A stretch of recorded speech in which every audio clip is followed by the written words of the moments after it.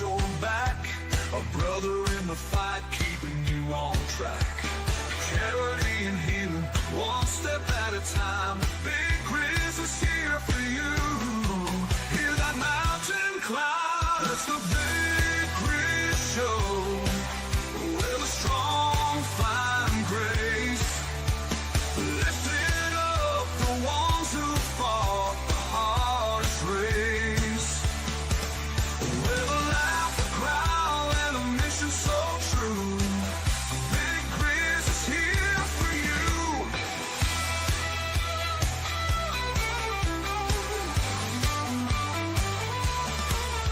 Through the battlefields of life, he's got your back. A brother in the fight, keeping you on track. Charity and healing, one step at a time. Big Grizz leads the charge. Hear that mountain climb? It's the Big Grizz Show, where the warriors meet, finding hope and honor, taking back their seat. The Big Grizz Show. Tune in and stay a while. Healing hearts with that rugged country style. Oh, yeah.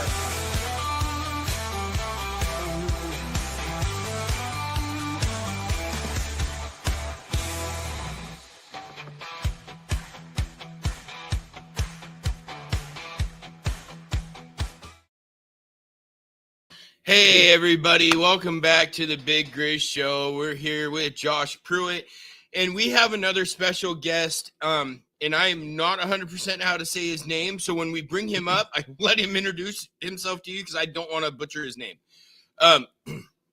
We are definitely on a good one. We're gonna have a good episode today. It's definitely gonna be fun. We got a PowerPoint that we're gonna be presenting, that our guest will be walking us through everything that he put together on this platform. But big news, I want to give Josh here a couple minutes to promote something that is actually out on Amazon, I believe, right now. Yep. So let's let him explain what he's got going on, and then we'll bring our guest up. All right. So I did drop my book called Trumped Up. It's on Amazon. It's 292 pages. Right now, it's actually available in every format. You can get a regular copy. You can get a hard copy. It's on audio copy, and it's even on Kindle as well. So I mean, a lot of options. It's end of the day, I talk about J6 and what brought me up to that day, but J6 was one day. So there's a lot more of like beforehand, of almost like an autobiography of like what put me in the direction that I went in. And there's multiple chapters on prison because, I spent years in prison. So there's a lot to talk about. And then slightly a little bit of the aftermath when I got out. To be honest, like I started this book about a week after I got out of prison. And if anybody knows, I've only been out of prison about 67 days. So we did a 292 page book in 45 days and dropped it. So it took me hours a day to make it happen. But it really goes deep into like a lot of my past and, into some stuff that a lot of people probably wouldn't tell about themselves. But I just wanted it to be a true book. And I wanted everything to be true. I wanted everything to be factual. I didn't want to, maneuver anything. It just was all about really kind of getting the truth out there about everything. So. Hey, Mama G. All right, so you guys look it up. Trumped Up by Josh Pruitt. I'm still waiting for my signed copy. Still? Oh, yeah. for the signed. Yeah. Okay. Yeah, I'm still waiting for my signed copy. I got you. All right, you guys. Today we have an attorney that has helped with some of the J6ers, I believe, and we're gonna bring him up here, and I will let him introduce himself to you. Hello, sir. How you doing? I'm doing great. I didn't want to butcher your name, so if you can introduce yourself and who you are and kind of what you've done, and then we'll get into more questions and the PowerPoint and all of that. So my name is Nandak and In this context, I was an attorney representing a few different J6 clients, but the ones I'm going to talk about today were a couple, Cynthia and Christopher Price. And, my concern and continuing concern is I think the court's ruling sort of degrade fundamental laws and fundamental rights in this country. So Cynthia did spend 4 months in jail. I'm going to go through this. She's innocent of the charges. She did not commit a crime, and Chris did not either.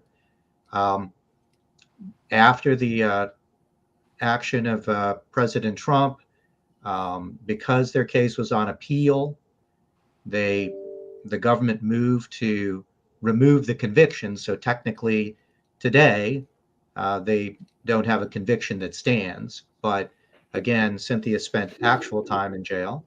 And regardless, I'm concerned about the rulings that were made, and that these, if these type of rulings continue, that we have significant erosion of constitutional protections. So, whoa, oops, my bad. Hit my keyboard and it disappeared. So what were these two charged with? So they were charged with 4 misdemeanors: entering or remaining in a restricted area, Okay. disorderly or disruptive conduct in a restricted area, disorderly or disruptive conduct in the Capitol, and demonstrating in the Capitol. Sounds familiar, Josh. Those are the standard 4 misdemeanors that everybody gets charged with, or everybody was charged with. I know Josh, it sounds almost the same lines that Josh was charged with as well. Yeah. So a question I have, to my knowledge, in most cases, barely nobody goes to jail or prison for a misdemeanor. That's kind of like the unheard of. Especially somebody with no criminal background. Right. So, well, you're getting to the sentencing and all that, but and yes, you're right. But I'm just saying that they weren't guilty at all. So, I'm not going to spend a lot of time on the, what should have been, but we should go through what did they do. Mm-hmm. And before we get to did they serve too much time, I'm saying that they were just innocent. That's just my whole thing. I think every single person that got charged was innocent. Now, I have talked with Josh before, and I truly believe that there might have been some malicious individuals that were there, that were in the Capitol, but the ones, Josh and your clients and ones that I have talked to, I don't believe they had malicious intent. Well, and we'll talk about I don't even need to get into the intent. We're going to go through what they did. Yes. But, what I would say is this: the legal system isn't about finding an event guilty or a group of people guilty. You go in this country, you're supposed to be tried on an individual basis for your conduct. So, look, January 6th was a big sweeping event. It's a huge building. I used to work there. A lot went on January 6th. But there's no excuse not for following the law to require individual justice and individual requirements to look at people. You can't just say, hey, you were part of the group or something. That's not enough. You have to do something to be convicted of a crime. And that's the problem. And if we move past that standard, we're in big trouble. So this is what I want to cover today. I agree big time. What brought you to want to help them? What was the one thing that you said, hey, they're being charged wrongly? Well, okay, so I play music at a bar called JV's, and the owner of JV's put me in touch with the couple. Chris actually does the printing, or his company did the printing for JV's. But in any event, I said, well, look, I'm not really, I'm not standardly a criminal attorney, but I'll take a look at it. And I looked at their, the complaint, the criminal complaint. It's online, and looked at the pictures, and I was stunned by it. we'll show you some of the pictures. But Yep. I mean, it just looked like people standing in line at a museum. I mean, there was a lot of police right there. So I didn't get it. And so, I mean, I talked to him about it. I wanted to join a team. It ends up that I ended up being the only attorney after a while. But anyway, that's what got me interested, because I looked at it, looked like they were innocent. Really just right off the get-go from the pictures. So you said that you're not a criminal attorney. What I am now. You are now. I am So now. what kind of attorney were you when you seen this? And I mean, mostly I don't even do, kind of litigation work or anything. I mean, I have separate kind of consulting jobs. I used to work on Capitol Hill. I guess technically they called me, like, I was senior counsel when I was on Capitol Hill for a while. That is technically an attorney position, but it's not doing litigation, right? It's Okay. doing something else. Last time I worked as an attorney, I worked at the Environmental Protection Agency. I was in the Office of General Counsel, but I don't have big, and as a result, I had to put a lot of time into this. I had to dig a lot on each and everything. And I've learned a lot, but in any event, it's to make up for it, I put a lot of time in. so were you expecting the type of really crap show you got into for helping January 6ers when it comes to the government side? Were you expecting what was going to happen?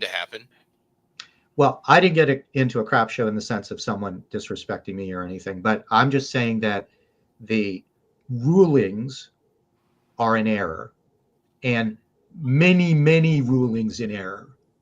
Like, not just like one little thing, it's like almost everything. And, it's a problem. We raised a lot of things on appeal. We raised 9 issues, but there were many, many more than that. And I'm concerned about each and every one of them.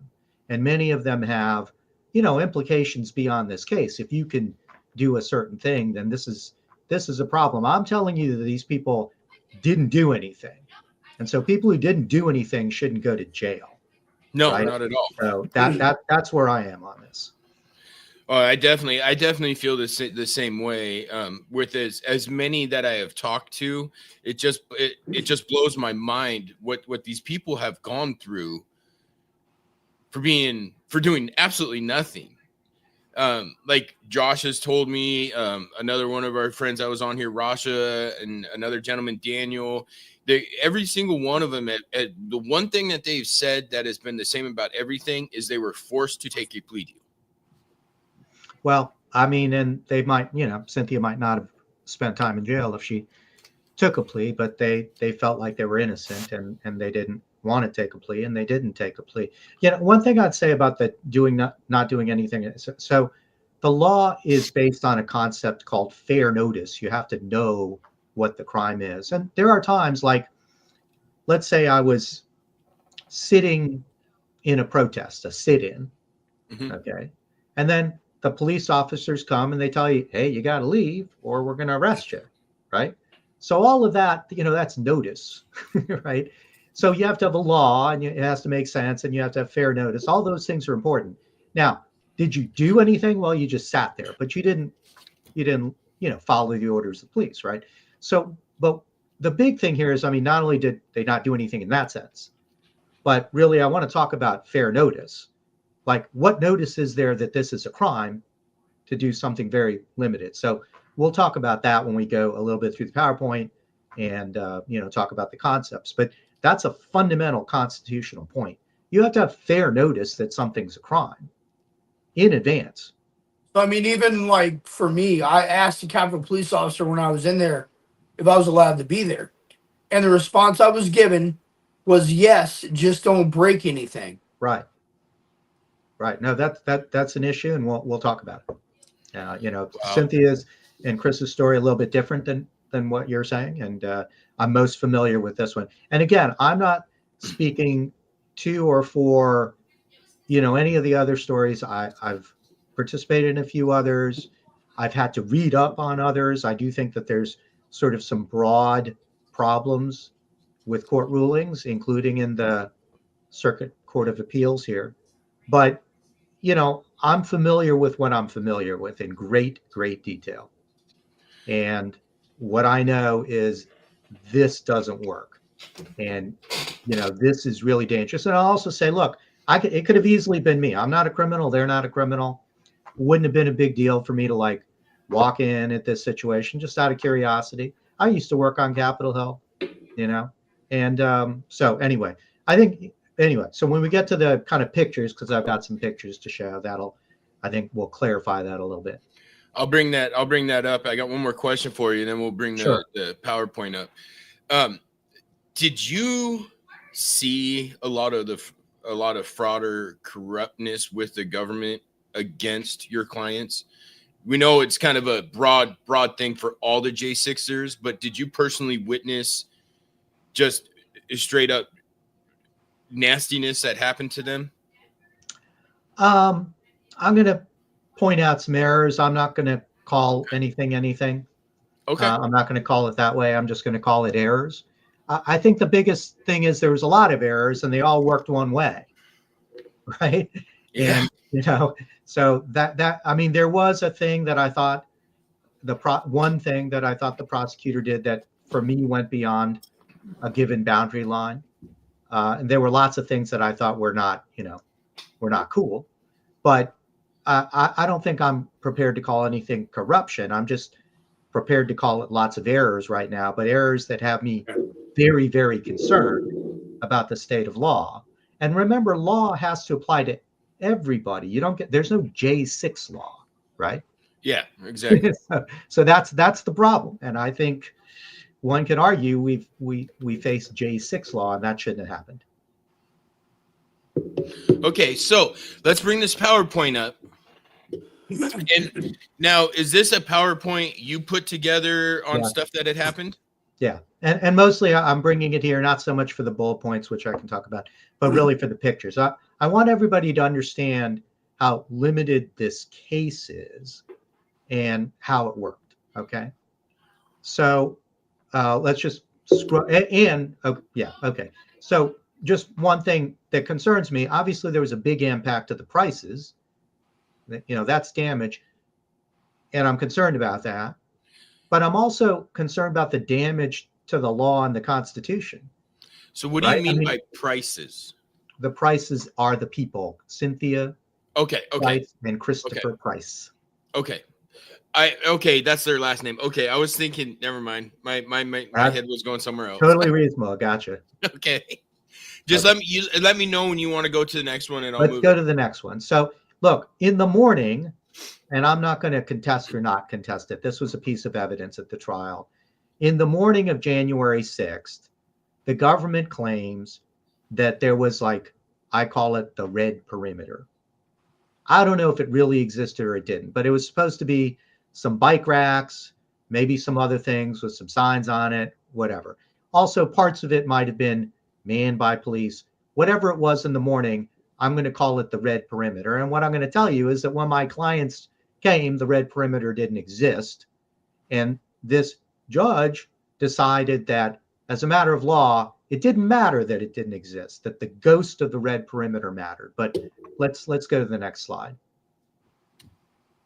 Okay, so here, this is going to be an important walkway, but you could see here in this picture, right at that walkway, there are 3 bike racks and 2 police officers.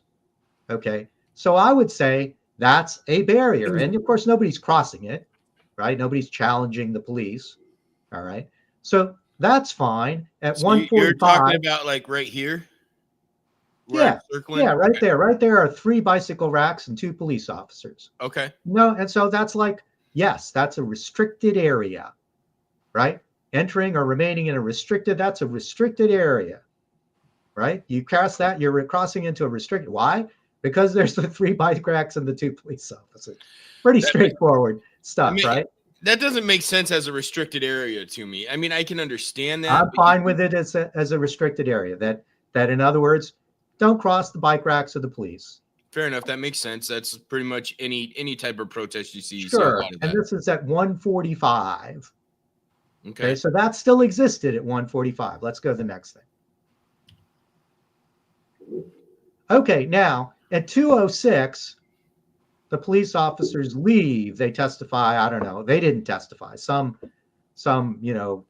Uber police officer testified who wasn't really there, but it claimed that she knew what they were doing. But in any event, they went to go somewhere, right? They got a call. They left. They left the 3 bike racks at 2:06. Okay, let's go again. All right, then at 2:13 to 2:14, a guy. You see the guy? Like we presented this. I mean, I don't know if anybody. This guy right here. That guy. He kicks him down. Okay. So that guy did a bad thing. Maybe he was a criminal. I don't know. Okay. But that's the guy. It wasn't the mob took it down. A guy took it down. A guy took down some bike racks, right? The mob didn't take it down. There were no police officers there. And for a long period of time, remember, this is 2:13. For about 10 minutes, nobody took it down. People just passing by. Nobody's challenging anyone. Again, this is one location. I'm not saying more exciting things didn't happen elsewhere at other times on January 6th. This is what my clients. Okay, let's go to the next thing. What? All right, so my clients come in at 2:39. There's no bike racks. There's no police officers. It looks like a big old pedestrian walkway. Yeah, you don't even see bike racks there anymore. Right? I mean, so remember what the judge says. Well, but there was a walkway. There was a perimeter. And I'm like, you can't hold my clients accountable for the ghost of a perimeter, can you? He says yes. That's insane. wow, really? Now, he says they should have known, but my point is that the law says there has to be a restricted area, and it's obviously not restricted. You should have, right? you should have known how. That and how would your we'll talk clients... about that later. But the statute requires a restricted area, and obviously it's not restricted. Not at 2:39. It was in the morning, maybe. Yeah, I was going to say, how would anybody look at that and think that was a restricted area? I mean, you got a tipped over umbrella. That's it. And the rule of law I wanted them to follow was at the time of encounter. So in other words, I'm not saying you could like go and tip it over or watch it being tipped over. And, you know, if you encountered, what did you encounter? If you saw it being, you know, messed around, yeah, you're responsible for knowing that happened. But yes, that's not the deal here. When they encounter this, they're just walking from the street. There was nothing to encounter. Okay? No, you can't. I mean, any normal person would walk by that and think that's just an open walkway. Of course. And in fact, if you look closely at this picture, you see a bunch of police are stepping up from the grass. That's the same path that they took. You see they have the yellow on? They take the same path. This guy right here? Over to the left as we're looking at it. You see the group of people coming up from the over from here. The grass there, right there. Over there. That okay. All those people with yellow, those are police. Oh wow, really? Everybody, right? They're all doing the same path. They're all walking there. Okay.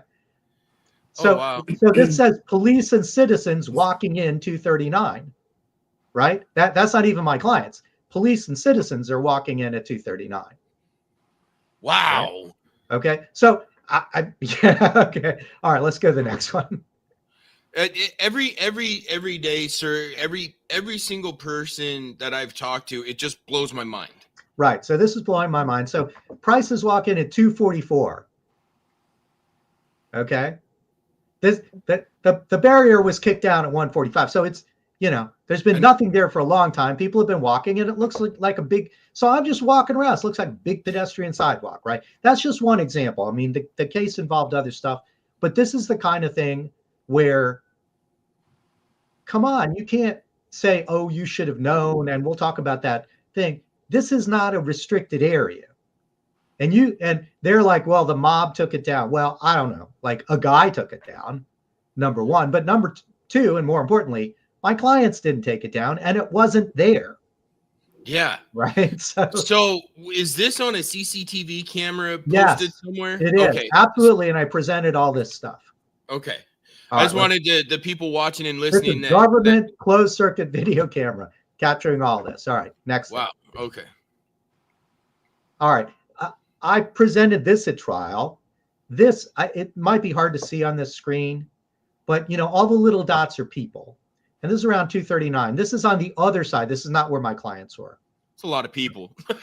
Right. But the point I make, and I live in DC area. There's no barricades anymore. This just it just looks like a continuation of the mall. There obviously people, they're claiming that somewhere in the middle of that picture, yeah, go back to the red perimeter. Go back to the red perimeter. That one? No, go all the way back. All the way back. We'll go back to their red perimeter. No, the other way. The other way. Wow. Sorry. All the way to the beginning. There. Okay. Right. So this is down at the kind of where we're going to go to is that sort of bottom left corner as you look at it. Mm-hmm. Okay. Maybe there were fences there. Maybe they weren't. When we get to the next picture, that's what we're looking at. We're looking at it from the Capitol. And the point is there was nothing. So let's go back to that picture now, to the one with a whole bunch of people. There. Okay. That's the picture at 2:39. There is no red perimeter. There are no barricades. I mean, sure, somebody took them down. I don't know when they took them down. But if you're a person coming at that point in time, you're not looking at anything. It just looks like a big old opening. Right? So it really does, yes. Yeah. I mean, some people who may have come earlier, they may have encountered signs and fencing, but these guys didn't. And I'm not responsible for people. This is not a group crime. These guys were charged with individual conduct. Okay. All right. Okay. So anyway, so my point is red perimeter. So they get to this place. It's actually a nice place. It's the Upper Northwest Terrace. Nothing's going on. They just hang out around here. This is around 2:50. So is your client the one with the red beanie, the Make America Great beanie? No, that's just a picture. Okay.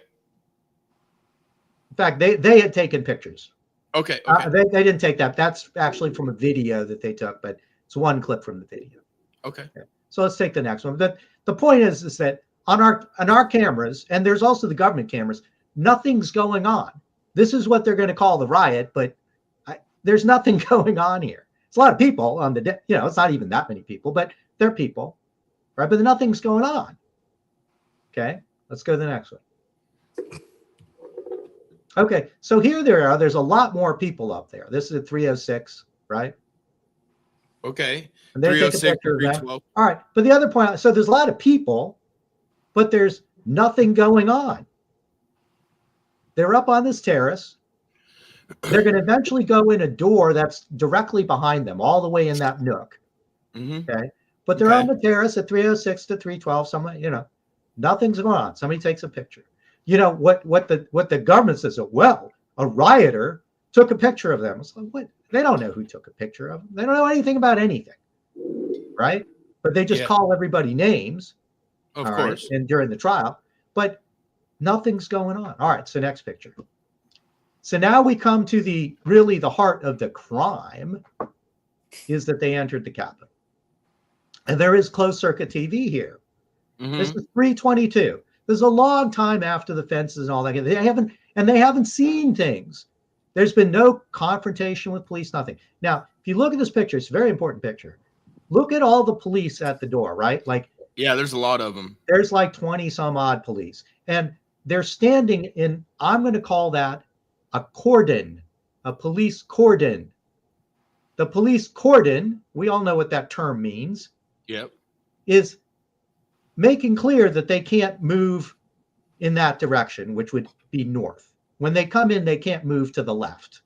Okay. All right. And sure. And nobody does. So right? in all of this, they're standing there. Obviously, they're not letting them go that way, but they're not. They stood in line and they walked in. But the police are not stopping anybody from going in or out. They're not stopping, and just one direction. They also didn't tell them anything. They didn't say anything. Wow. Okay. They didn't say anything. They might have said, and we'll talk about this later, but there's no evidence presented that a single police officer said anything as they were walking in.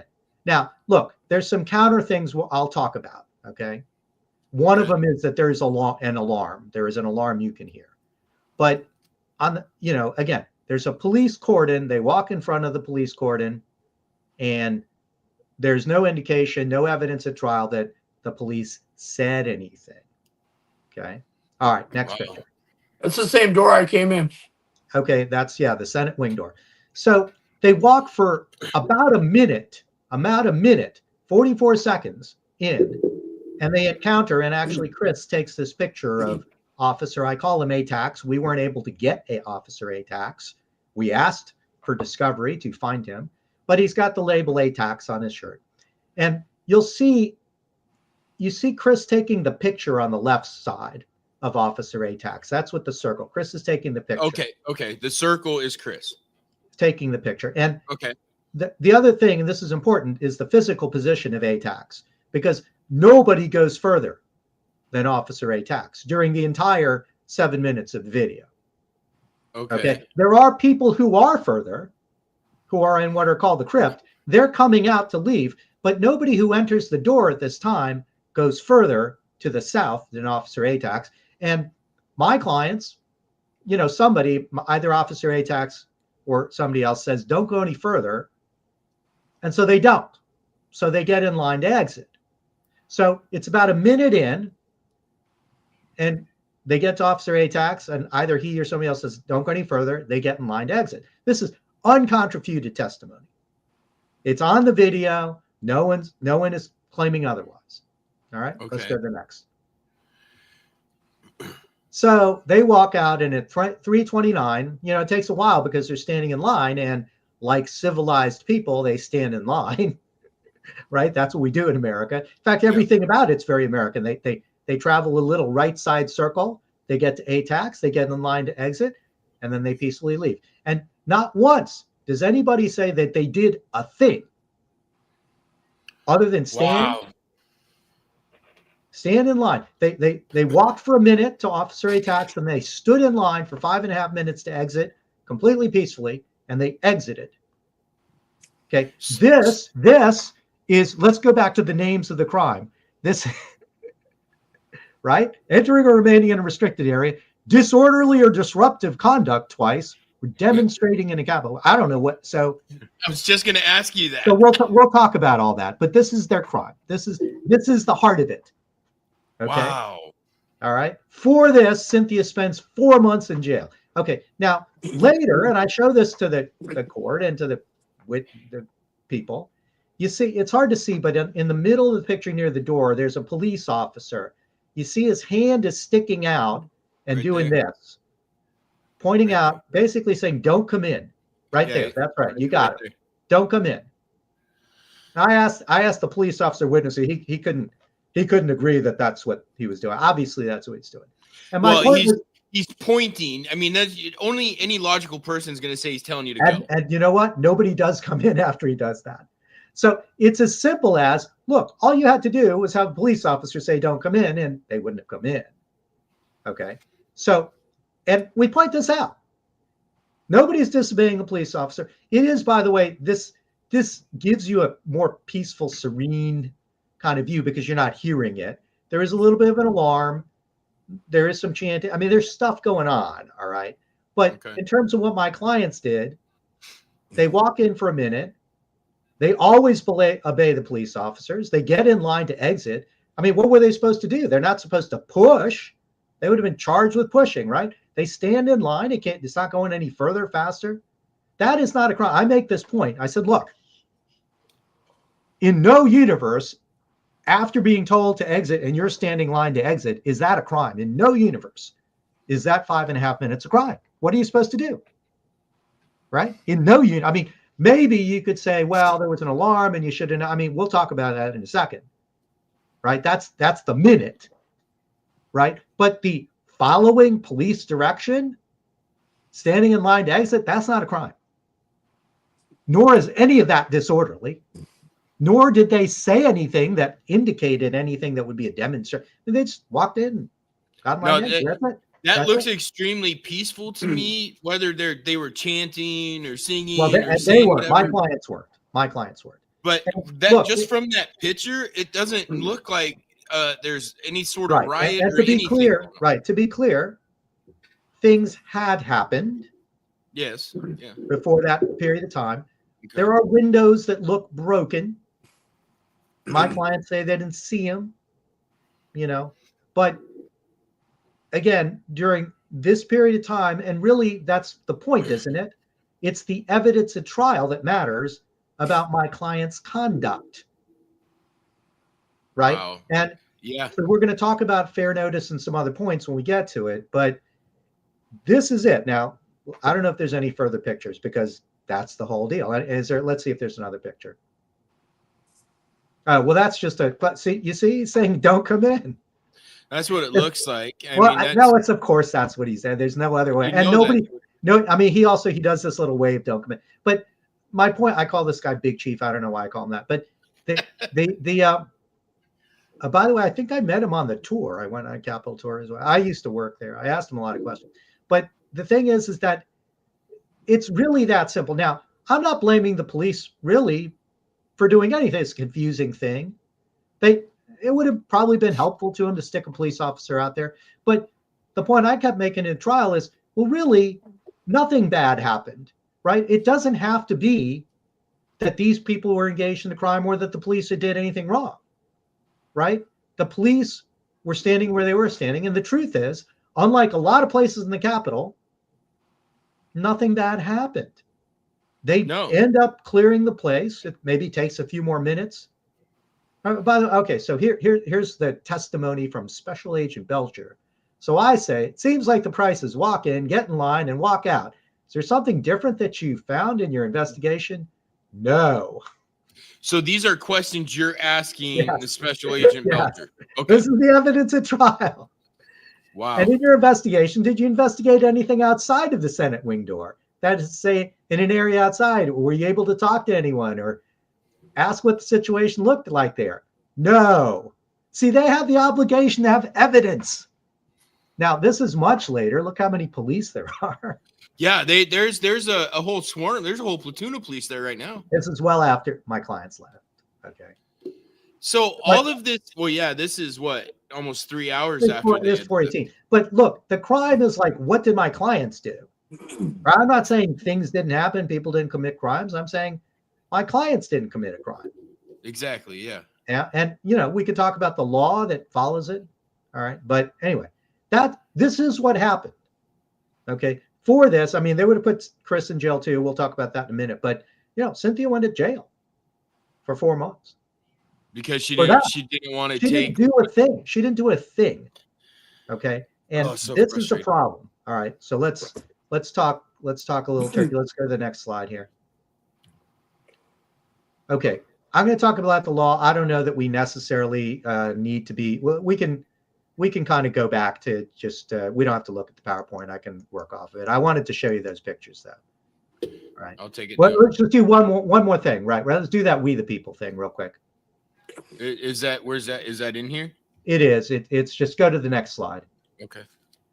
I'm going to talk about some basic ideas under our Constitution and how it played out in this case, the kind of errors we saw, why these are really big errors, and why they're stripping us of our rights. And this is what I'm concerned about, and I'm going to keep talking about it in as many places as I can. Now, look, we took the issues on appeal. The appeal's gone because, you know, they vacated the case, right? So that's the end of that. But I still have my First Amendment rights, and I'm going to talk. Well, I'll give you the platform. I know anybody on Voice of the People will give you the platform. Right. So, look, I'm going to talk about some concepts in the Constitution.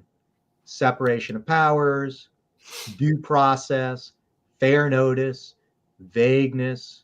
You can't apply things retroactively, right? Meaning like the law has to be the law now. You can't make up new law and then apply it to people.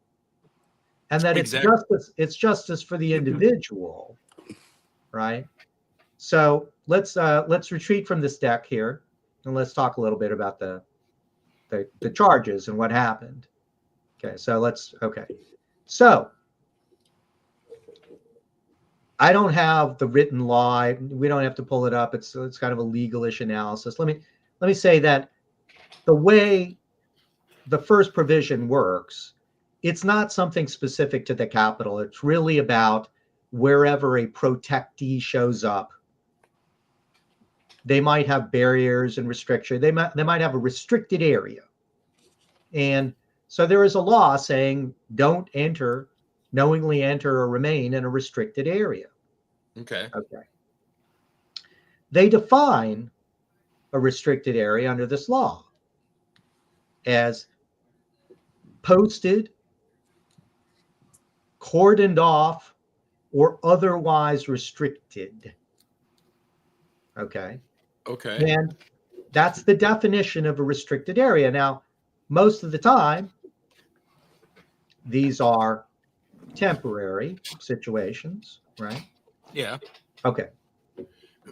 So we didn't contest. I really don't know what the situation was in the morning, right? I mean, I would argue that the witness they had didn't really establish much of anything, but let's just posit for this conversation that there was the red perimeter in the morning. Okay. Okay. So now when you're saying red perimeter, you're talking not just a visual looking for everybody else to see. You're actually there was bike an racks alignment. There was a system that included an alignment of bike racks, okay, and snow fencing, and maybe some police officers or whatever. There was a system that helped define a restricted area. That's the definition. Okay. And this is the congressional language. Okay. Okay. All right. And so we made the argument, not only that they didn't know, but there just wasn't a restricted area when they came. And I used the statement that it's upon encounter, right? Because they had the silly, well, you would allow that somebody could come upon a bike rack, get rid of it, and then you could walk through because it was no longer restricted because that's not what I'm saying. Right? Okay. So I said, look, if it's not there to encounter, it's not a restricted area. Exactly. Right? That's okay. Now, let's talk about the law. All right. Because this judge came up with a different theory for why my clients should have known not to hang around. Right? That was his argument. Yeah, he should have known regardless. Okay. So he came up with his own theory. He did. Right. So, but let's talk about that, which is you don't get to discard the statutory requirement, right? In order to be convicted, it says there must be a restricted area. So you have to interpret the statute. That's a congressional requirement. So let's talk about separation of powers. The way things work in America, this is an incredibly important point. For criminal law, not for civil, courts are allowed to kind of move law around for something called torts, negligence, things like that. That's judge-made law. But criminal law is not that.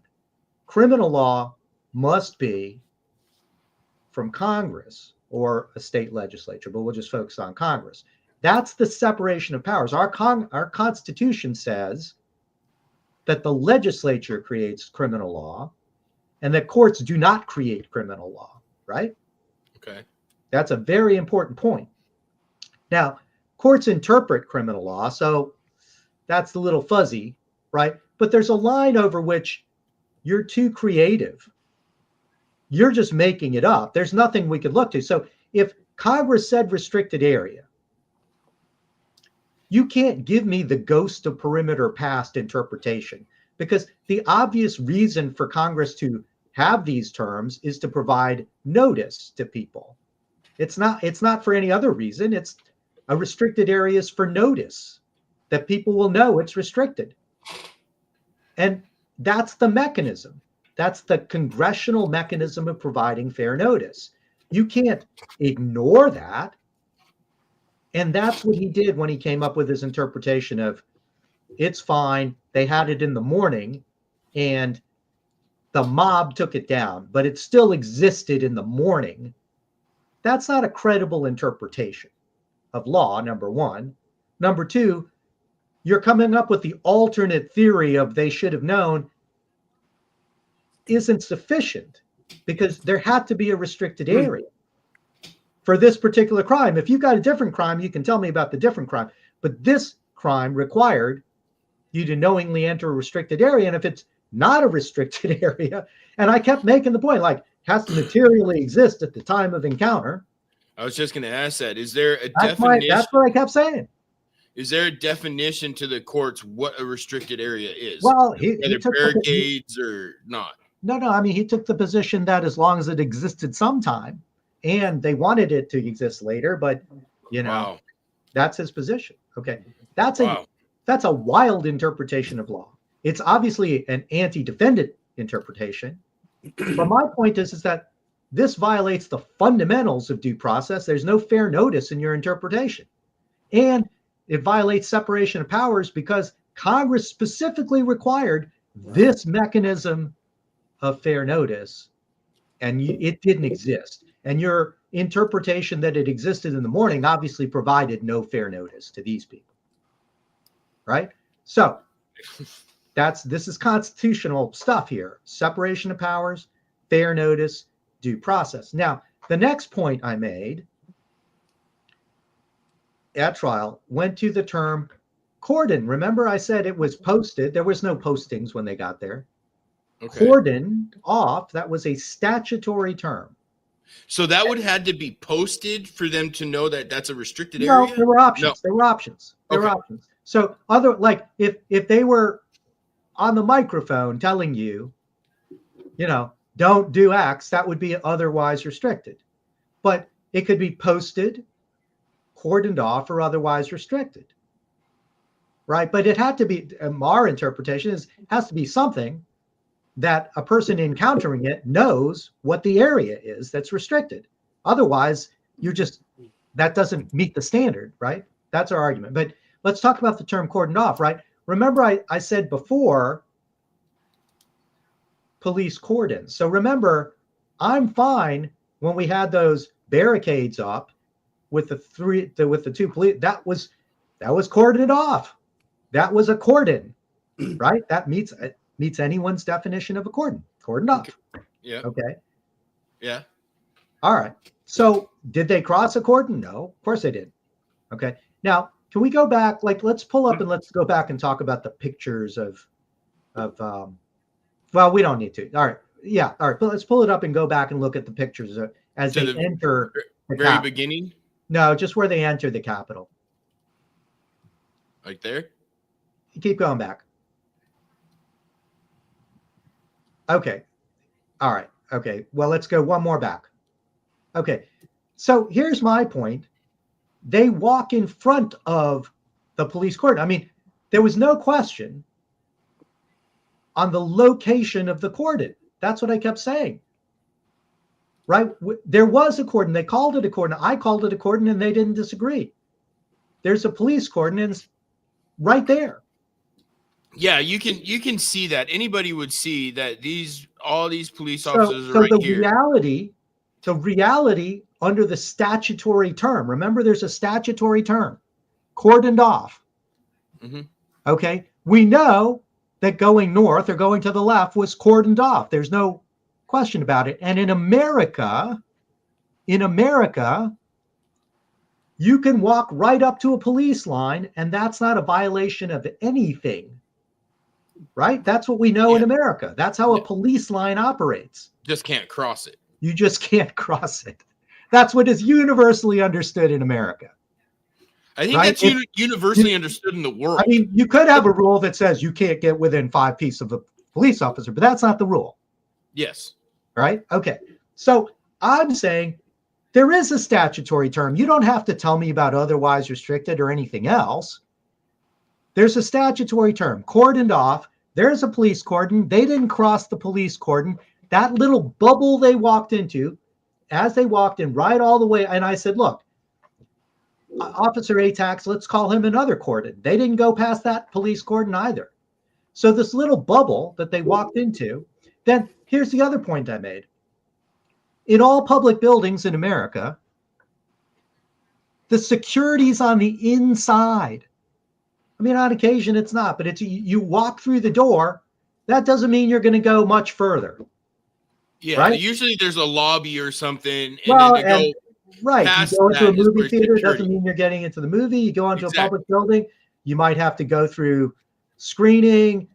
Like somebody might tell you, you're at the wrong entrance, buddy. This is the staff entrance. Okay. Yeah. Nowhere in America has anyone ever been arrested, let alone convicted, for entering a public building where a police officer says, hey, you're in the wrong place, you need to leave, and they do. Where in America has that ever happened? I can't think of any. But that's what's going on here, right? It seems to be that seems to be the running thing with everybody. And I made the argument that, look, I've got a statutory term cordoned off. You have not shown me how this is not a police cordon. And what matters is not the ghost. I mean, they were like, well, just like the prior ghost, there was a point in time when the door got pushed in. Well, I sure, I don't know. Right now, these guys are looking at a police cordon and they're obeying it. Yeah. And you can't time travel, right? The law doesn't allow time traveling as a matter of law, right? This is what they encounter. The term posted, is it posted now? No. Is it cordoned off? Yes. Is it cordoned off? Yes. The answer was yes. This was not a hypothetical. It was cordoned off. It's just where they were walking wasn't. And the general building was cordoned off. I wasn't saying that the Capitol wasn't cordoned off generally. You could, they were cordoning it off. They were basically saying, don't go in. Fine. Okay. But the little bubble they walked in wasn't cordoned off. And just like I walk into any public building, when I walked into the courthouse, there's, you walk in, then you deal with security. And the security might tell you, you can't come in, you got to leave your backpack, whatever. You might turn around. Right? So I make all these points many times. That's what I would think. I'm prior service. I'm a vet, and that's exactly how we would run things. To say when I was in Iraq, we would have a line cordoned off for interpreters to go, where military would go the other way, just for checks and making sure in any of that. But it was very evident, which in this picture you can see it is very evident that they do not want anybody going to the left side of that door. In our motions practice, I brought case law, I brought statutes. There's a DC statute talking about the police line, all that. Under no situation, under no case law, under no example is walking in front of a police officer a crime. Right? I mean, you have to have some other. Now, again, there was an alarm going off. You can talk about it. All right. But I had the statutory term cordon, and I made the big point. And the Judge Boasberg, says, I don't care. And so he does nothing with my stat. And I have case law pointing to it. He just ignores it. Oh, wow. So more or less the judge didn't listen to you. Well, he had an alternate theory of knowledge. So we'll talk about it. But my point is that I'm pointing to the statute of the crime, which requires and defines congressional definition, not the court's definition, restricted area. Now, there is a term that says otherwise restricted, but my point is it also says cordoned off. So the term otherwise restricted doesn't mean to turn the police line rule on its head, right? I actually, you don't get to the otherwise thing. Now, again, I don't know, there's some big limitation, but I think the key point to the otherwise is it has to identify an area that I know, I need to know what is the boundaries. And I showed you that there's no way anybody knew. Now, what the judge said was, look, on the way here, you should have known. I mean, he said there was a woman banging on a window. I mean, he had a big set of tall tales. We'll talk about it. But the first point I'll make is none of that is this law, right? You can get a dispersal order. You can announce, regardless of restricted area, they could have announced, look, guys, this has turned into a problem. Everybody needs to leave, right? That's notice. That's a dispersal order. There's no dispersal order here. You got to provide notice. These guys did. Nobody provided any notice. They followed the police. It's a big problem. Okay. And then, you get to the disruptive conduct. I mean, where is peacefully standing? Well, his argument is if there's enough people, they joined the mob. So that judge was basically charging them for something he's seen other people doing, which in my opinion is completely illegal. I made that argument. I mean, he would say, well, their conduct was entering. I mean, he basically said, look, you entered with a mob. That's his argument. Wow. Okay. So, I mean, but, 2 points about that. That's not in the law. Back to separation of powers. I mean, first of all, you never told me this legal argument at any point in the case. See, I need to know as a defense lawyer, what am I defending against? And you need to have something written in law, right? There are laws that involve your relationship to other people, but they weren't charged with them. There's an aiding and abetting charge. I mean, they wouldn't have been able to get that on my clients, but they also didn't charge them with that. They charged them as individuals.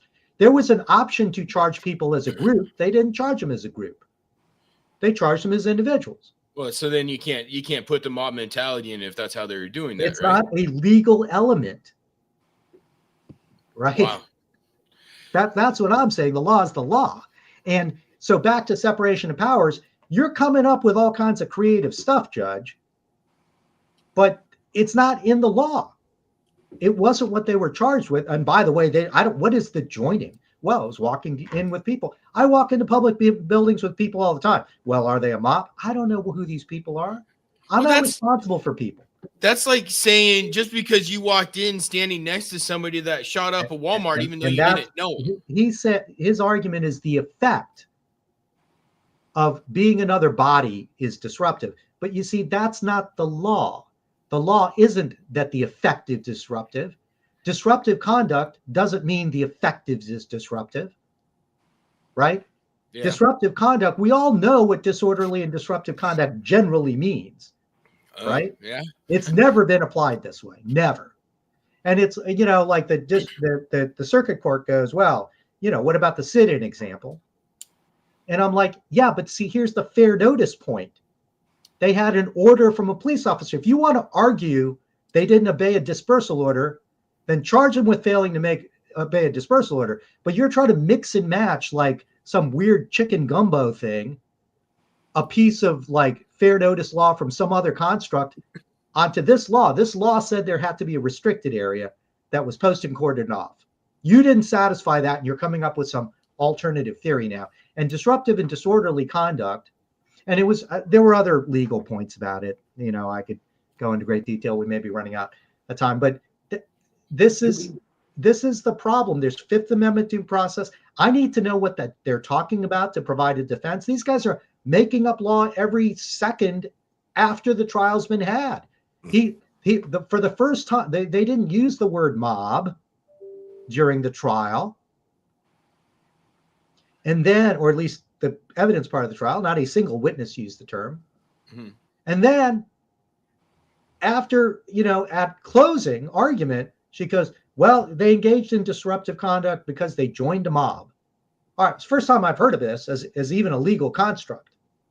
Oh, wow. Right. And so then I have to argue it later. But this is, let's think of how many levels this violates the Constitution. Number one, it's not written by Congress. You can't shoehorn that in. That's a big relationship to other people thing. Congress is very clear when it has relationship. There's an Anti-Riot Act. It's very specific. There's aiding and abetting. There's a lot of things where you can create crimes like that. That's not what these is. Well, I mean, it's like they used the word insurrectionist. I mean, nobody was charged with sure, that. And nobody was charged with it. Right. They just want to use big words. Then, all right, but that's level number one, separation of powers. You don't get to come up with law. Number two, this is very fundamental. You have a right of fair notice before the criminal trial to know what you're charged with, the nature of the crime that you're charged with. So look, I looked at the video and I'm like, there's no disorderly and disruptive conduct here, right? As all of us would. If you're going to make this argument, you got to say it up front so I can defend it. Right? I mean, it's a ridiculous argument, but I need to understand what you're talking about.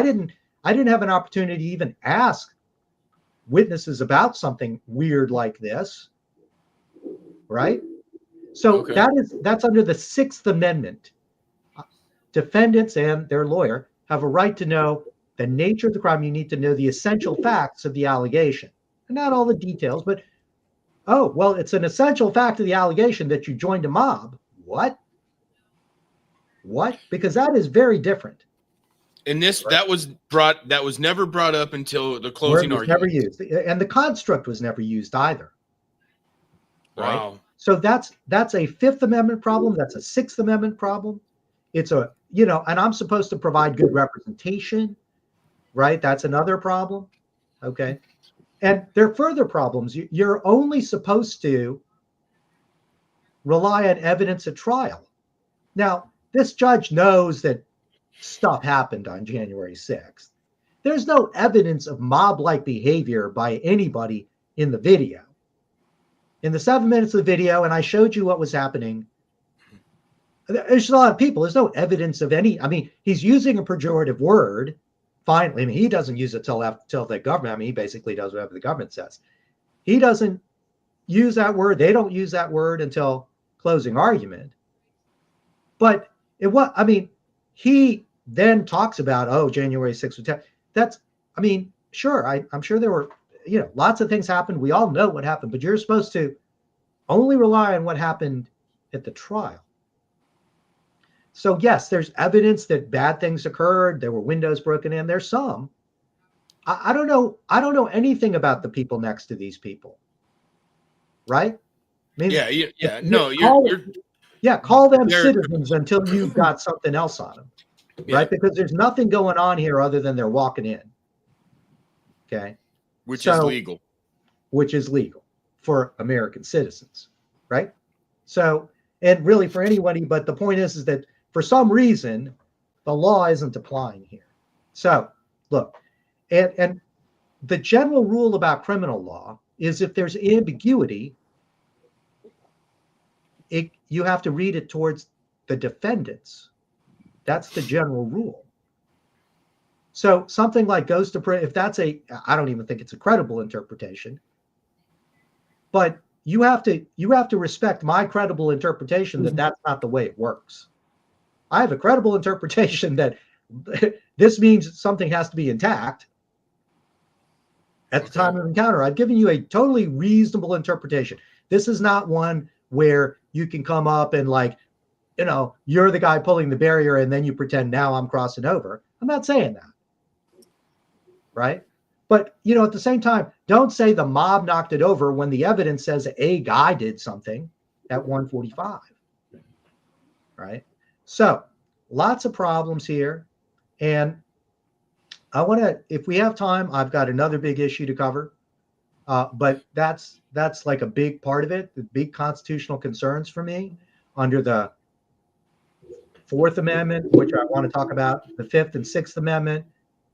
Also, these guys are just, we do have, you got to be peaceful, but we have a First Amendment right to assemble.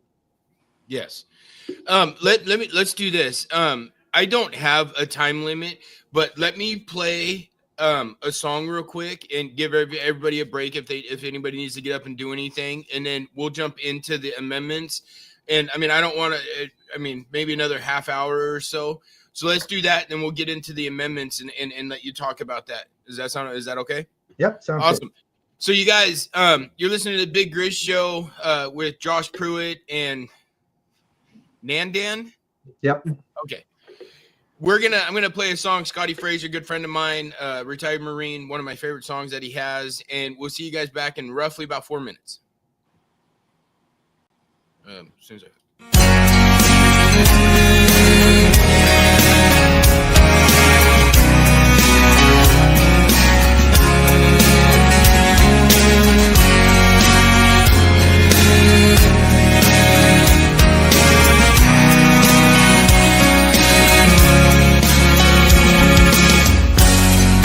listening to my heartbeat pound as daylight fades away. A haunting old familiar sound. The guns go silent and I pray. I'm reading all your letters. I can't get you off my mind. Smoke the day's last cigarette.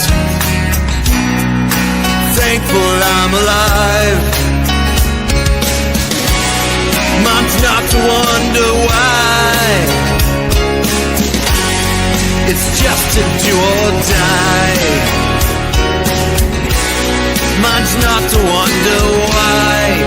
just to do or die.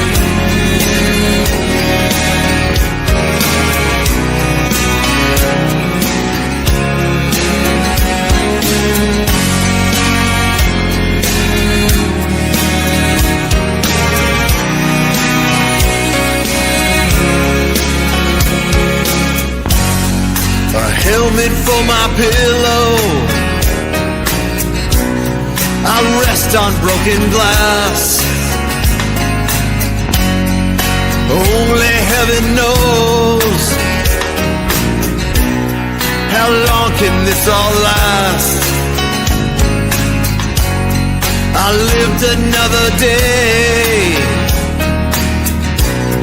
but trouble's all around.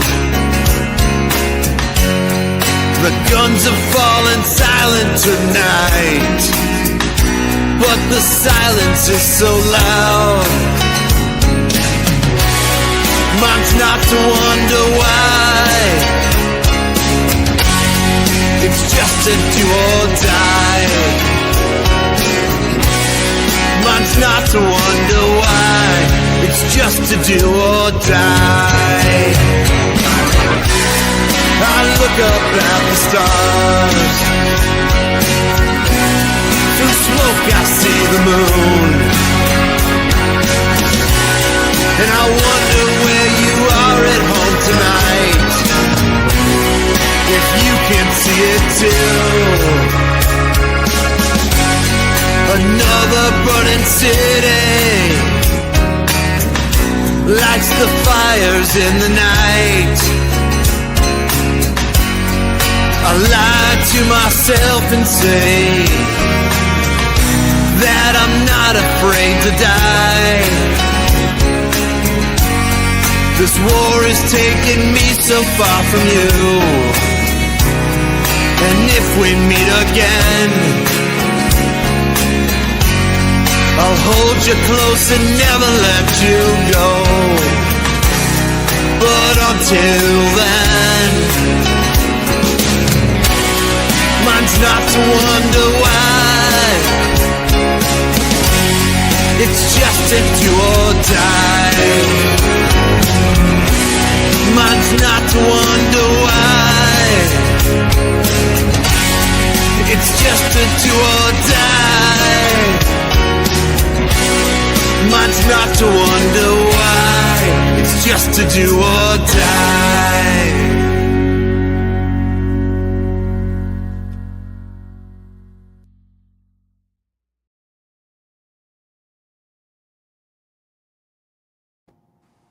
Hey everybody, welcome back to the Big Grizz Show with Josh Pruitt and Nandan. We're going to get into, he wanted to talk about some of the amendments that I believe was violated in all of this. So we got a little bit of time, so let's run through these with you and tell us how it affected and whatnot, and then yeah. So I'm going to move to a completely, in a way, a completely different and isolated story about the Facebook search warrant. Before we do that, I want to just say a few things about Cynthia and Chris. So Cynthia's got a lot to talk about, and she'd be happy to do so. She spent 4 months in the almost 4 months in the federal secured women's facility at Hazleton. Can you get me in touch with her? I certainly can. They sent her to Hazleton? Well, okay, to be clear, it's the secured women's facility, but my understanding is her first roommate was convicted of murder, and she, roomed with that person. It is my understanding that in that facility area, there were biological men wandering around. Pretending to be girls? Well, however you want to state it. I will. That's how I'll state it. That's how it is to me. So she's got some stuff to talk about from her experience and what's happened here. Well, if now, you Chris, can get in touch with her, I will love to put her and her husband on my show at the same time. Sure. Chris, unfortunately, he had, going into really before January 6th, had prostate cancer, but during really just before we got to sentencing. He got some very bad news that he had developed stage 4 prostate cancer, and he's treating it now. And we've had to do monitoring check-in calls, and I must say that the government was not all helpful. I think at some point the government wanted him to go to jail anyway. To be fair to Judge Boasberg, he kept delaying it, and Chris never ended up going to jail, but for that reason. But anyway, that's their situation. The trial itself has affected their life greatly, economically, stress, pressure. He wasn't allowed to visit her, and she was and is the primary caregiver, primary patient navigator, wife. This is a very critical point in time, and I don't need to go into all of it, but no, that's his treatment and stage 4. This is all tough stuff, Yeah. and their financial issues. So a lot of damage here. And again, to be fair to Judge Boasberg, he didn't send him to jail, but he did send his primary caregiver to jail for 4 months. So, which to me is just as bad. All right, so let's pull up the PowerPoint. I want to talk about the Facebook search warrant. So this is wild. I don't think people understand how this works. I didn't understand how this works. So apparently what the government does, okay, This right one? there, right. Okay. Apparently what the government does is they get a search warrant. In this case, they got a search warrant for 2 years. 2 years of face warrant information. Now, I don't think people know how this works. They first get this huge data dump from Facebook. Now, the way the Constitution works, you can't get a general warrant, right? What that means is you can't get a warrant to look in someone's house. You can get a warrant to look for a gun in someone's house. You see, that's a specific warrant.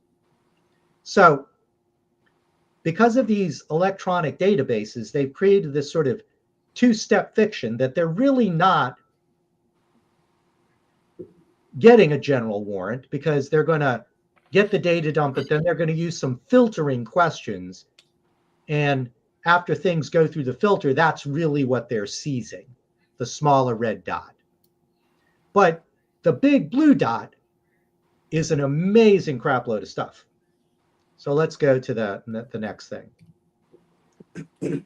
So, well, we're going to get to the problem here. Was in our trial, the prosecutor introduced the blue dot. They introduced the entire 14,637 pages of Facebook Messenger data, which is illegal under the search warrant, right? Because the search warrant says you're supposed to filter and then seal everything that's not in the red dot. But and not for authentication purposes, like you can have the 14,637 if there's some issue that arises or whatever, you can use it, but you can't use it for evidence in a trial generally. It can be for authentication. But this prosecutor didn't stop there. She used the parts of the 14,600, and I was unaware what she was going to do because it's buried in 14,637 pages. But let's go to the next thing. Now, when you say 2 years, do you mean 2 years back, 2 years forward? What? So he got he did the application November 2022. So he wanted to go back to November 3rd, 2020. So it's a 2-year warrant.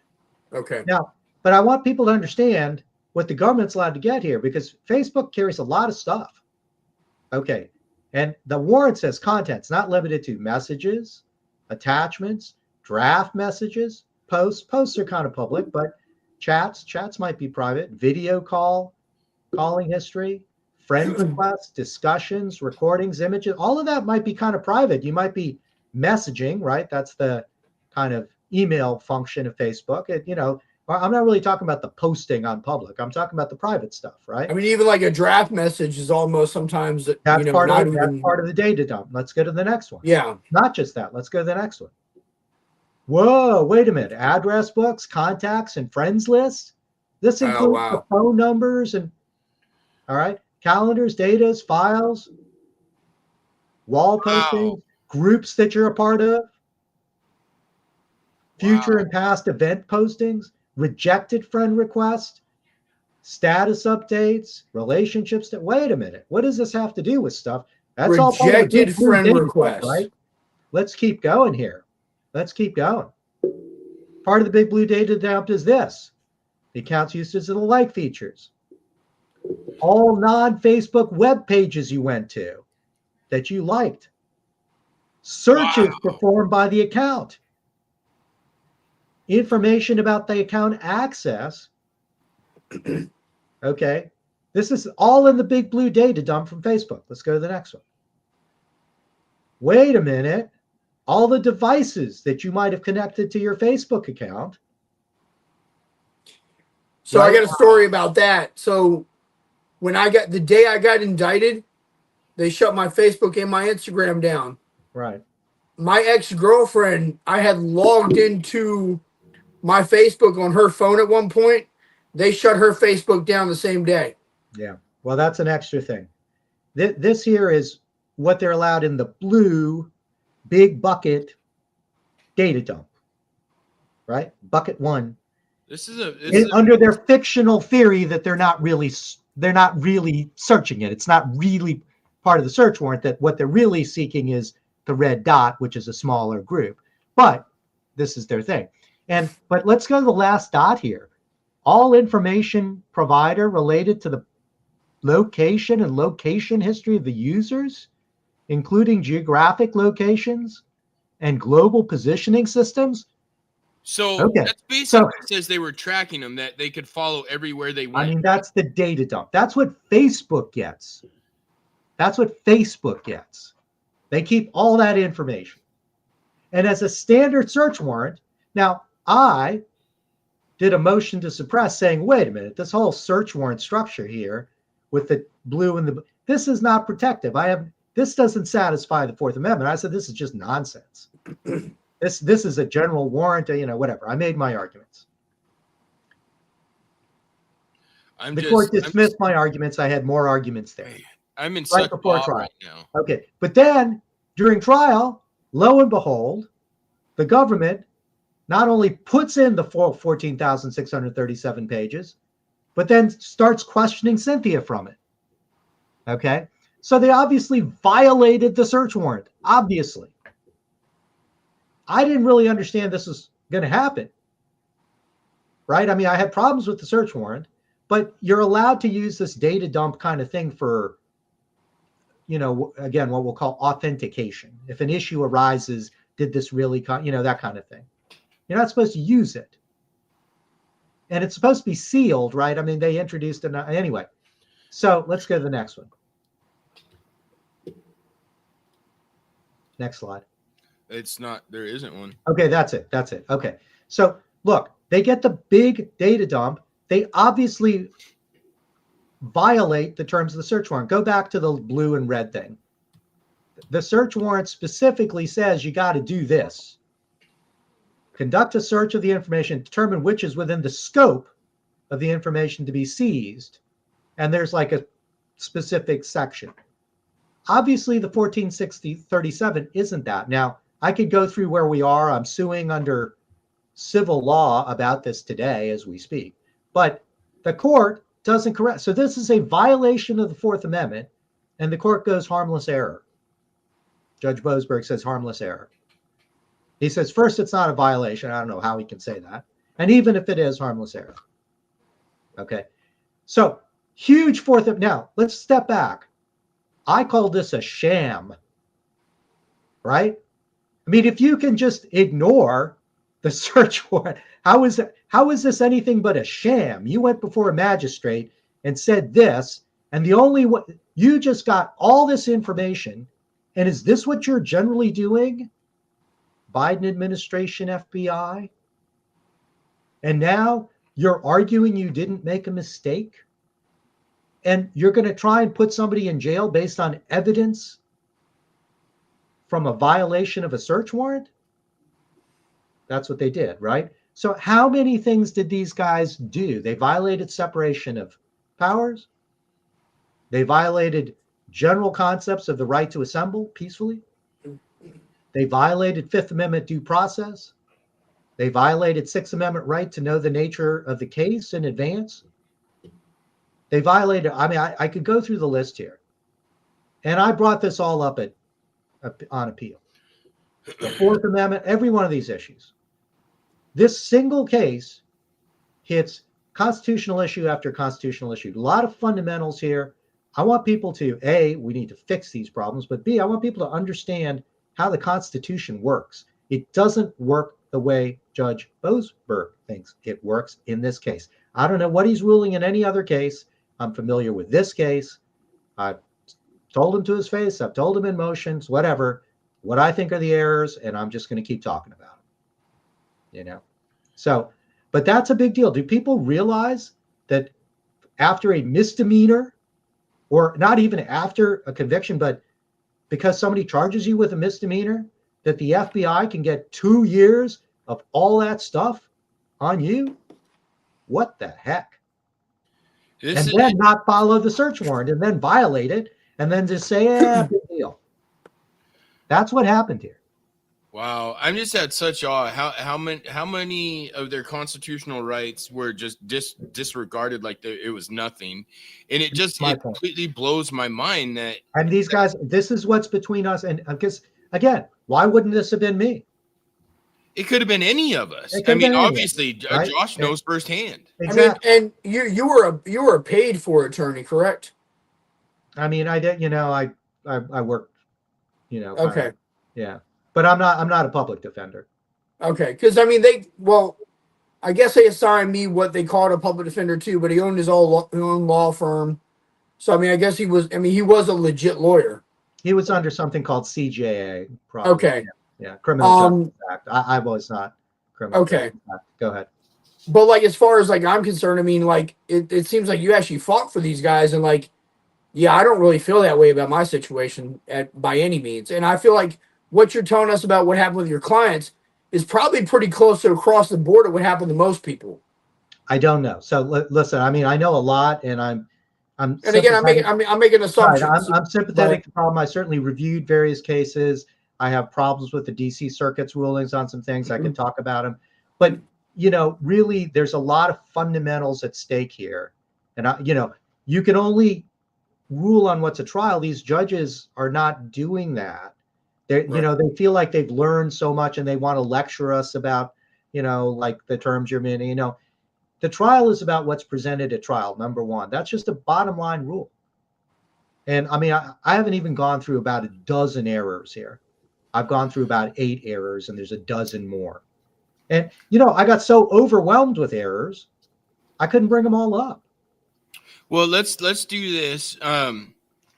Let's wrap this up. Why don't you get with the prices, and let's set up maybe next week if you can get them to do it, and let's have everybody on there so you're present with them and can explain and help them walk through everything. And then they can, yeah, that's fine. I mean, they can do their experience on their own too. I mean, it's a story. We've done some dual work, and we could do it again, but I've given the legal issue, and she's got some thoughts about that too, but it's the personal experience it's something to understand, because look, they didn't, they said stuff. Well, just as an example, again, this stuff Judge Boasberg did, she texts her friends later and goes, we stormed the Capitol, emoji, emoji, emoji, emoji. Okay. What does this mean?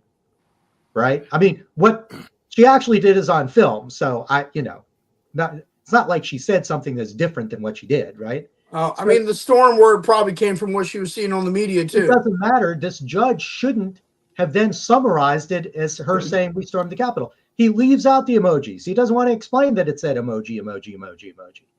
Yeah. I mean, what the heck? Right? I mean, we know that generally means wink, wink, nudge, nudge.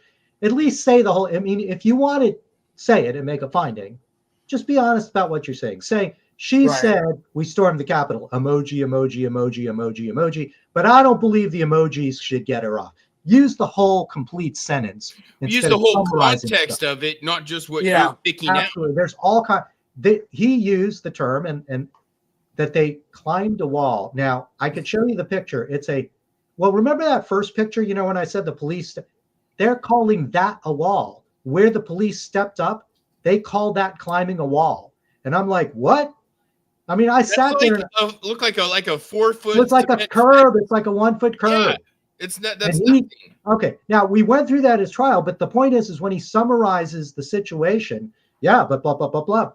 See, it's hard to take it up to the Court of Appeals because they defer on facts. And so he summarized the facts. He literally said, and they climbed a wall.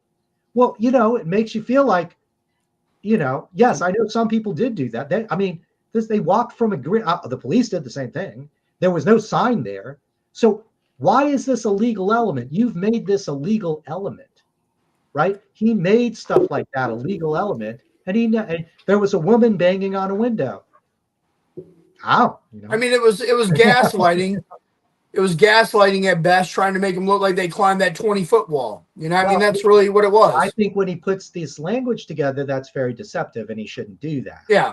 And, but this is the problem for me as defense guy. I got to keep bringing it up. And let me just use one other minute. So from that 14637, this is what the prosecutor, this did make me mad. So the prosecutor cross-examines Cynthia and says something you posted or sent to your friends or something, and she reads this title. It includes the term "execute Mike's pets," and Cynthia goes, "I would never say something like that. I don't support it, right? Just try to make it look bad." Okay. This apparently, and is all on the same page that she's reading from. There's a sequence where Cynthia is sending to her friend a message about an article that includes, it's an article from Lynn Wood, where he uses these terms.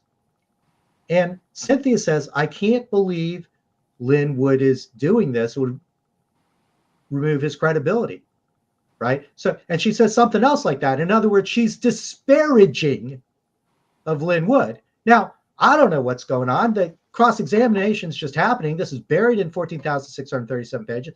Cynthia, but obviously the prosecutor is bringing this up to make it seem like Cynthia is in line with this right in front of her. She has an obligation to provide the context, which is what you said. That's what Brady requires. It's a law. Right there is right. So how is this even relevant that Cynthia disagreed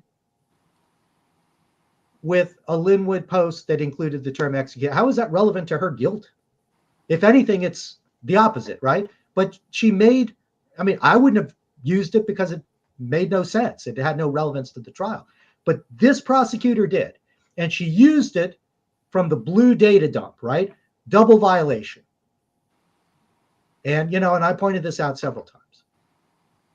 So this is, again, lots of stuff the prosecutors did, not happy with it. But to me, this went beyond certain lines that I don't think they should be able to go beyond.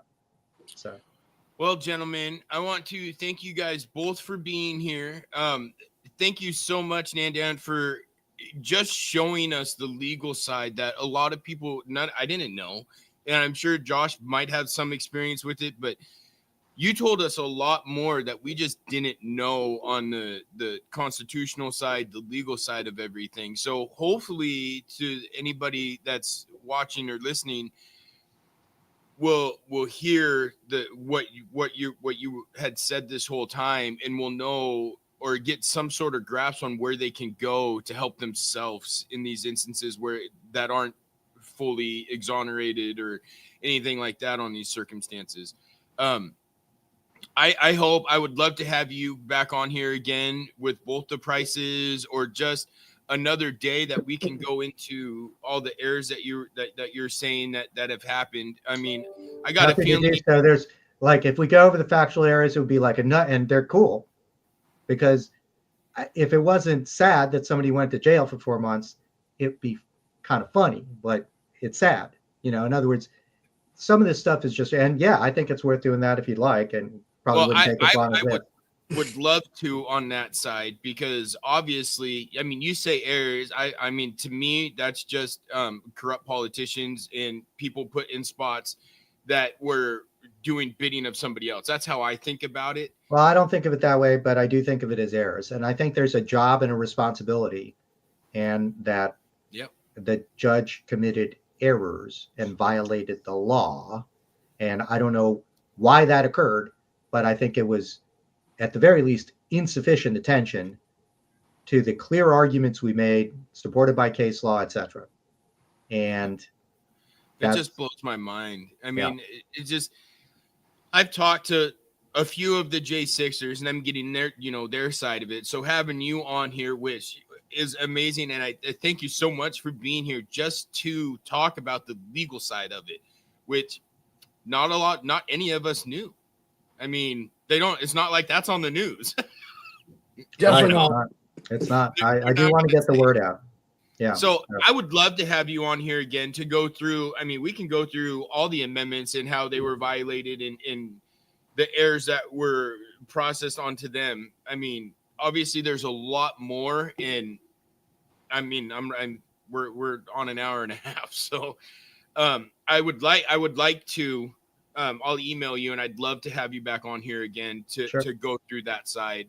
And plus, people listening will be able to understand that, or be able to hear that, to pay attention to your rights, to pay attention to the amendments, and to pay attention to the Constitution, because I don't know, in my opinion, it doesn't seem like any of it was followed. Yeah, there's a lot of protections and people aren't aware of them all. And I wish some of the attorneys, again, I read a lot of stuff. I wish they raised some of these issues. Some did, some didn't. I clearly raised a lot, but I've received not good, kind of results from the district court. And we didn't get to the end with the Court of Appeals, but, I've read some Court of Appeals rulings. I'm not happy with them either. And again, the point I'm making is we're degrading civil liberties in the country. That's I mean, concerned about the prices, but I'm concerned about civil liberties. And I think people need to understand them, argue for them. And if we need to go to Congress to have them pass a law saying, hey, you got to follow the Constitution, or, if you violate the Fourth Amendment, here are the consequences or something. But there need to be consequences here. And not just to people being charged with anything. It needs to go to the prosecuting attorneys, the judges, the ones that are breaking these or something. Not following. There needs to be a system that works, and I don't think it does right now. No, I got a lot of hopes that stuff is going to change soon. I mean, it's been in my prayers. I'm hoping that it happens. Only thing we can do is sit and watch and get the word out so other people don't have to go through this. Right. Sucks that it was them. Sucks that it was Josh. But hopefully we can get the word out there, and hopefully my little voice and my little podcast will get the word out there to help other people know that, pay attention to what's going on. Pay attention to your rights, and then fight for your rights, because we do have them. So right. I want to thank you guys both for being here. And until next week, you guys, I will definitely be talking with Nandan and hopefully with Christina or Cynthia. With Cynthia and Chris Price. And hopefully we'll have them on soon. But until next Friday, you guys have a wonderful weekend and have a great next week. And we'll see you next week. Okay, great. See you guys.